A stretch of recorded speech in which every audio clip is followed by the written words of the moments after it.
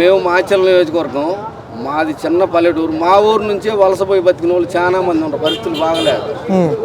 అప్పులు ఇచ్చే దాత లేడు. ఇప్పుడు అప్పు ఇచ్చే దాత అనేవాడు లేడు. మీ పంటకి ఎట్లా ఉన్నాయి రేట్లు అసలు? ఇప్పుడు ఇప్పుడు రైతు కాడికి వచ్చేసరికి దిగజారటం, పంట వ్యాపారస్తుల కాడికి పోవనే లేవటం. అదేగా అంతకుముందు ఏముందబ్బా, ఇప్పుడు ఇంటి దగ్గరనే వచ్చి లక్షణంగా కొనుక్కొని పోయాను.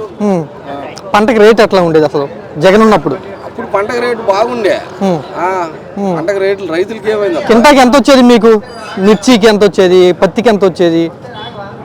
పత్తి తక్కువ, మిర్చి మీదనే రైతులు బాగుపడది.